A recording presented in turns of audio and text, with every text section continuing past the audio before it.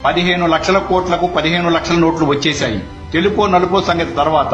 ఇంకా వస్తే ఇంకా ఉండిపోతే గంగా నదిలో కొట్టుకుని పోయినవి, గుట్టలు గుట్టలుగా కాల్చిపారేసినవి, ఇవన్నీ ఎంత? అసలు ఎంత? చలామణికి మించి ఉన్నాయా? దొంగ నోట్ల? షాక్ తినకండి. దొంగ నోట్లు లాంటి మంచి నోట్లు మీరు కాదు కదా, బ్యాంకులు కూడా కనిపెట్టని అసలు సిసలు నోట్లు. పాకిస్తాన్ తో పాటు మన ఆర్బీఐ కూడా విడుదల చేసిన నోట్లు.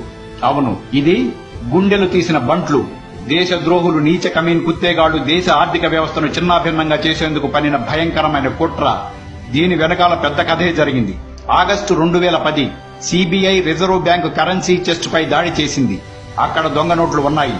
అవును, సిబిఐ వాళ్లు ఆర్బీఐ రూట్లోకి రావడానికి ముందు నేపాల్ బోర్డర్లో 70 బ్యాంకుల్లో బోలెడు దొంగ నోట్లు దొరికాయి. ఎక్కడివి అని ప్రశ్నిస్తే మాకు ఏమి తెలుసు, అన్ని ఆర్బీఐ పంపింది అని బాంబు పేల్చారు బ్యాంకు వాళ్లు. కమ్ము తిన్న సిబిఐ వాళ్లు ఆర్బీఐకి వస్తే అవి అక్కడే దర్శనమిచ్చాయి. నేపాల్ సరిహద్దుల్లో దొరికిన దొంగ నోట్ల కేసు విచారణ ఒక నిజం యాదృచ్ఛికంగా వెలుగు చూసింది. దొంగ నోట్ల కేసు కోర్టులో విచారణలో మన ఘనాపాటి లాయర్లు అసలు ఇది దొంగ నోటు అని రుజువు ఏమిటంటా అని లా పాయింట్ తీశారు. పాపం కోర్టు, అవును ఇది దొంగ నోటు అని ఎలా చెప్పగలరు, దీని ల్యాబ్ లో పరీక్షించండి అని ఆర్డర్ వేశారు. మళ్లీ షాక్ కొట్టింది సిబిఐ వాళ్లకు. అవి అసలు నోట్లే అని రిపోర్టు వచ్చింది. పిచ్చెక్కిన సిబిఐ వెంటనే ఆ నోట్లు జపాన్ పంపింది. మళ్లీ అదే రిపోర్ట్. సిబిఐ పట్టు వదలలేదు. ఈ మారు అమెరికా పంపింది. వాళ్లు పేల్చారు కనిపెట్టడానికి సాధ్యం కాని దొంగ నోట్లు అని. అది ముద్రించే స్థాయి పాకిస్తాన్కి లేదని, అది గొప్ప సాంకేతిక నైపుణ్యం ఉన్న విదేశీ కంపెనీల వల్ల మాత్రం సాధ్యమని.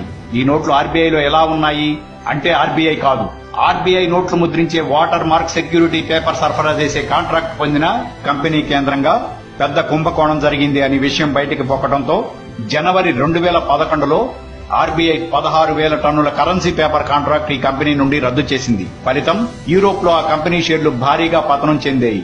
భారత్ కు దొంగ నోట్లు సరఫరా చేసిన కంపెనీగా యూరోప్ లో అపఖ్యాతి పొందింది. ఎలా చేశారు, ఎలా పెట్టారు అన్నది మిస్టరీగా మిగిలిపోయింది. సిబిఐ విచారణ కంచికి వెళ్లిపోయింది. యూపీఏ ప్రభుత్వం అన్ని స్కామ్లు మాదిరిగానే ఇది కూడా సమాధి చేసేసింది. కనీసం పార్లమెంటు కూడా తెలియకుండా జాగ్రత్త పడింది. ఇప్పుడు అవే 1000 రూపాయల నోట్లు, 500 నోట్లు కూడా అచ్చం అసలు సిసలు నోట్లుగా వెనక్కి వస్తున్నాయి. అయితే ఒకే నెంబర్తో 2-3 నోట్లుగా. ఇప్పుడు అర్థమైందా? అర్థం కాలేదా? ఒకే నోటు 2-3 సార్లు ముద్రించారు. గుట్టు చప్పుడు కాకుండా ఇంటా బయట చలామణిలో కలిపేశారు. ఇప్పుడు చెప్పండి, ఈ నోట్ల రద్దుతో భారత ఆర్థిక వ్యవస్థ ఎంతటి పెను ప్రమాదం తప్పిందో తలుచుకుంటేనే ఒళ్లు గగురు పొడుస్తుంది కదూ. మోదీ గారి పెద్ద నోట్ల రద్దు నిర్ణయం భవిష్యత్తులో దేశం ఎదుర్కోబోయే అత్యంత విపత్కర దారుణ ఆర్థిక సంక్షోభం నుండి ఎలా కాపాడుతుందో తెలిసింది కదా.